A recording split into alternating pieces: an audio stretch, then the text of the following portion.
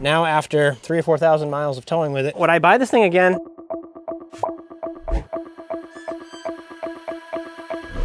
Hey guys, today I'm out working on my old fifth wheel. We actually turned this into a rental camper. And while I was out here, it reminded me of a comment that someone left in the last video, which was asking about this Demco Recon hitch.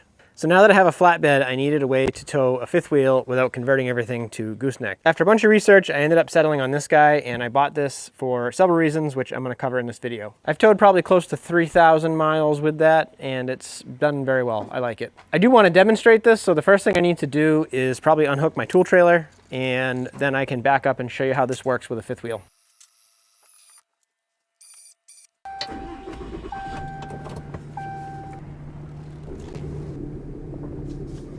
So before I hitch it up, I'm actually going to take it apart and show you how it goes together, because I think that that's the important piece that a lot of people are missing on how these even work. I know that when I was researching this, I had a really hard time finding all the details on how it goes together and how it stays secure and attached to the bed of the truck. And now after, I don't know, 3,000 or 4,000 miles of towing with it, I realized that it's not going to go anywhere. So let me get some tools. I'm going to start taking this apart and I'll show you how it all goes together. This guy comes out. This is your main pin. So this just slides out of here. It's a huge pin. And then this head should come right off. Yep, look at that. It does have a little rubber bumper on it, which you can see has gotten really squashed. But this is the whole locking head assembly. I'm going to inspect it a little bit more in depth in a few minutes. This part articulates slightly. Not very much. I think it's just enough to take the strain out of it. So this is what you torque down. I think they tell you 30 foot-pounds, but I ended up having to go to like 45, and that stopped the rotation. At 30 foot-pounds, it would kind of rotate a little bit after 100 or 200 miles. So I'm going to get my tools. I'm going to pull this off, loosen this. There's a locking pin. And then I'll show you how it all attaches to the actual goose ball that's under the deck. It's a super beautiful day. We had a cold spell, 41, 42 during the day. Today is like 75 or 80. All right, so I need my socket sets, and I think I actually need the big guys. So I'll bring both of those, and then I can get away with this torque wrench. All right, so this locking nut, or bolt I should say, there's these two positions. This locks it in place. It is a 7/16. I got a little bit of rust. Again, I'm gonna spray this stuff down with some type of lubricating oil.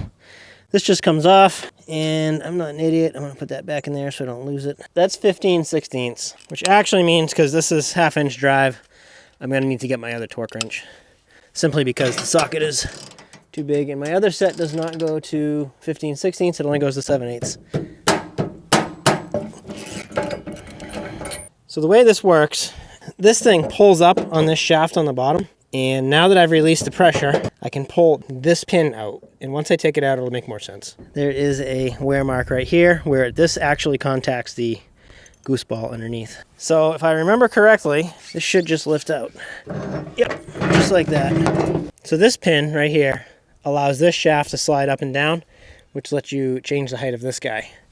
But what this does, this sits on top of your ball, and then it's really simple. This pin goes in and chokes against this thing, and then you pull upward pressure against it, and it kind of pulls up like this, and it compresses down against the flatbed, and it doesn't move. And that's all of it. That's the only thing. That one pin is all that supports the entire fifth wheel, which originally I was like, that does not seem sufficient. However, it really is.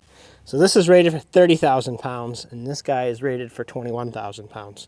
And I hauled our new fifth wheel, which dry weight on that was 14,000 pounds, and I hauled that, 1,800 miles, and had no problems at all.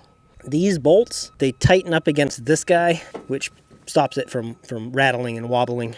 I have a flatbed, which already brings the height up a little bit from factory. You can see that my factory goose ball would have sat on, it's on this bar right here. But because this goose ball sits up higher, which is, 4 or 5 inches, something like that, that on a lot of modern fifth wheels, the ride height there is actually a little too high. So it ends up making the trailer kind of ride like this. Not as much of an issue on this guy, because this isn't the maximum legal height. Our new Columbus River Ranch is 13 feet 6 inches.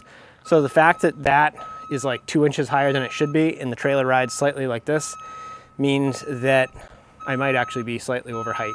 Once I get that hooked up again, I'll have to figure that out. I didn't realize that until I came back from Indiana. We haven't gone anywhere since then, but I do have plans on heading off soon with that. So I gotta figure that out, and part of it might be lowering the suspension, or I thought about honestly just buying a different truck, but I like this one and it's paid off, so I don't really wanna rush into that. Let me get some stuff to treat this and spray it and clean it up. All right, so I don't like to use grease or oil on my hitches, but in this case, I'm trying to keep the goose ball from rusting. I also want to lubricate a little bit of the stuff that just kind of sits together. So I don't mind using something that's going to stick around.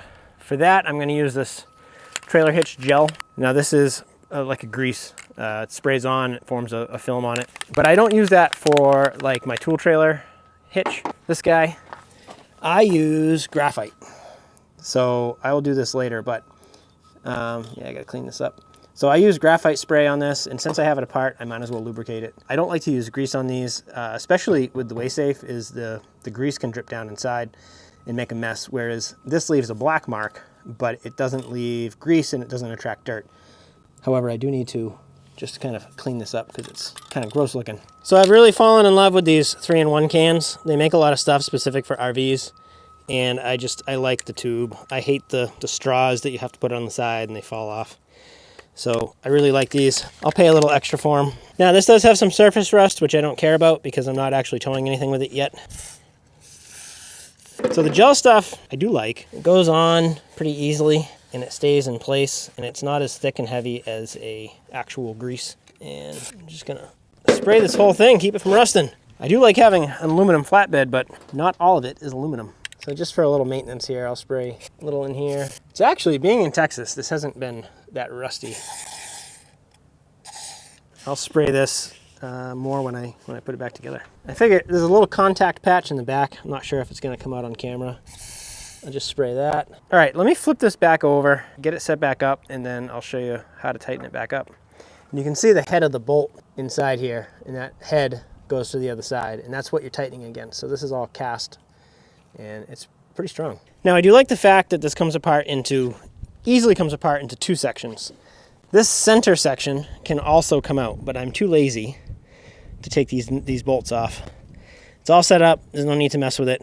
But for storage and taking it off and on, it's easier on your back to take this off because this guy right here is pretty heavy. That comes off, that's easily handleable.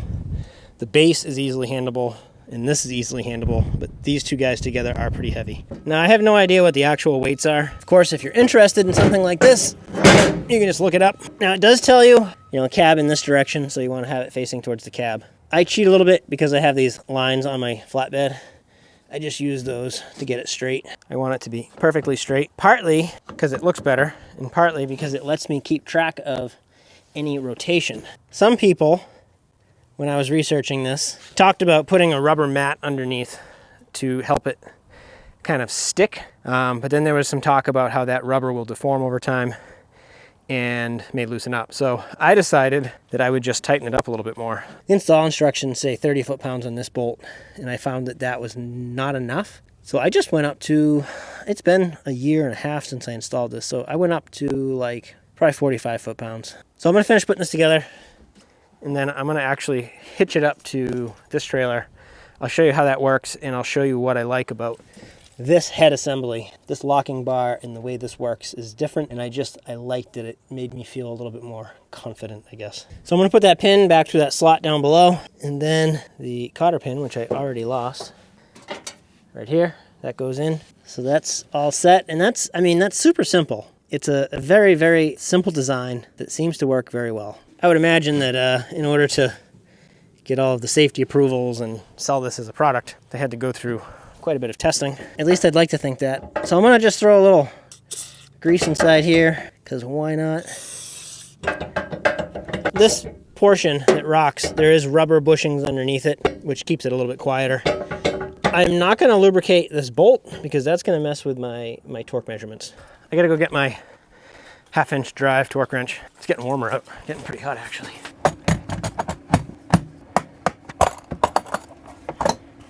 Okay, so it is 30 foot-pounds, which I already know isn't quite enough. So I'm gonna probably do, I think I'll just do 40 foot-pounds.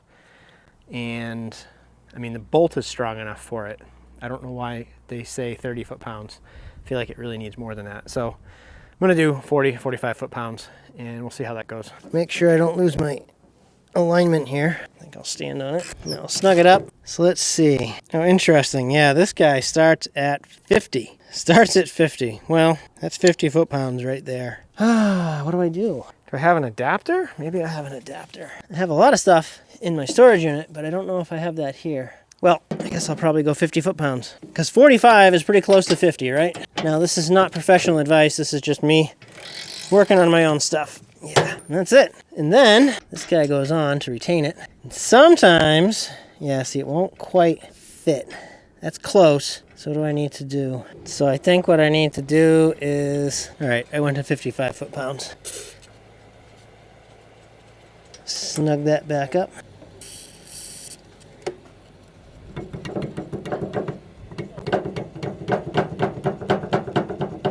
Clean it up a little bit. I'm at a storage facility and I have some people in here. They're collecting some items from their storage unit. So yeah, it's not too bad.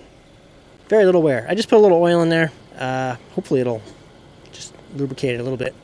I have no idea if they tell you to lubricate this or not, but I wanted to because it's my hitch and I can do whatever I want with it. So this guy is pretty simple. A couple springs, you know, this pulls in and out. It's kind of hard to operate when it's not on the hitch. So I'm gonna put this back together. I feel like I don't really need to lubricate in here because there's very little friction in there and it's such a wide surface area. It's not really a high pressure point. But if I just put a little dab in there, it will work itself around over time. So this guy's probably 30 pounds, 35 pounds, something like that. It's really not too bad. It doesn't matter which way this goes in, but all of my connections are over here, like all of my hitch pins and everything. So I like to make sure that I have all the items that I need to inspect on one side, just for consistency and ease of use. Just goes back in here like that, and that's it. So now before I back up and hook up this guy, this whole thing pulls out, and then your kingpin slides in here, and when it hits this, it kind of releases it, which allows us to fully slide back across. And if you can see, this clamp, what do you call it, the hook completely surrounds the kingpin, and this bar completely seals the opening. So there's really no way for the kingpin to come detached from this as long as you use your hitch pin in this. Keeps it locked in. This wouldn't be able to open. I just find it to be a very secure system. The other ones that I've seen tend to just pinch around it like this, and there's some internal mechanism. But I really like this because when it's locked, I know 100% that it's locked. As you can see, it's a very simple hitch, which I liked. There's not a lot of options for flatbeds. So there was this, B&W has something, there's a few other options. If I known I was gonna go the fifth wheel route, I probably would have kept the original factory bed. It's perfect for my purposes, which is just moving a fifth wheel occasionally.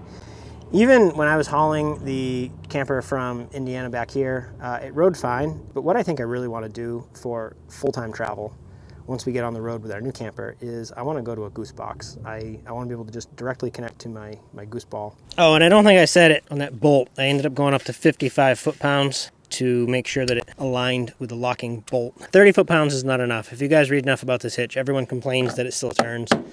So I had it at 45, going to 55. That definitely increases its clamping force, but it's not going to hurt anything. At least not in my mind. If you are a mechanical engineer, I would love to hear what you think about that. All I need to do for this guy is I just pull it out, it gets it ready in position.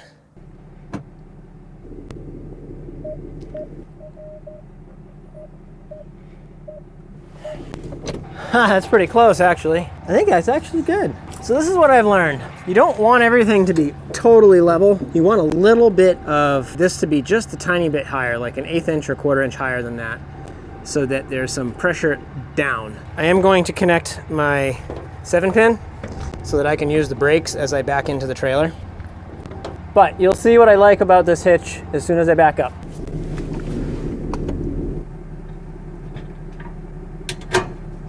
So that is what I like. That's my view from back here. I can tell that that is 100% locked. No questions, it's on there, it's good. Then really all that's left is you just drop that in there and you're good to go. So there's really not a lot of fiddling or question about whether or not it's actually locked. I can see it, I know it for sure. Now, would I buy this thing again? Absolutely, especially because it's manageable in size. Some of the fifth wheel hitches I saw were monstrous. Now those are for the puck systems. This is a flatbed.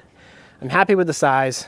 I don't tow anyone. I'm not insured for that, and I don't really want to get into the hauling industry, but I'll haul my own campers with that. I'll help friends with that. But primarily what I use this for is when I have to fix leveling gear, or if I need to re-level someone who's a full-timer, I need a way to support the camper. So I could do that with like jack stands, or I can just back up under it, take the load off, readjust everything, and then drive away. I'm not towing it, I'm just using it as basically a support. So for my own fifth wheel, I think not this one, but my other one, I'm gonna get the goose box. That way the flatbed stays completely flat and open. I can put the cover back on there.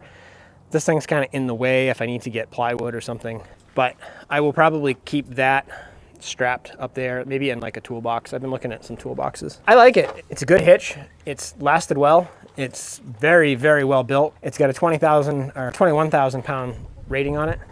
So really I have no complaints. And I guess the last thing I want to show you is this. I know it's a different topic, but I just used the dry graphite on this. It's kind of messy. It's just black like that, but it does a pretty good job. You know, every 1,000 miles or so, I put a little spray on there, and it's just graphite powder. So I'd like to take this apart and inspect the mechanism in there and for wear and all that stuff, because, you know, there's a little bit of play. But it works well. The gauge still works fine. I'm quite happy with this, actually. So maybe in another video, I'll talk about this hitch again. Let me know in the comments if I missed anything or if you have any questions. If you have the same hitch, tell me if you've had issues with it turning, because I'm really curious about that. I had it happen once, I tightened a little bit more, and it never moved again. If you guys are interested in this hitch, I'm gonna leave a link to it down in the description below. Thank you for watching, and I'll see you next time. Bye.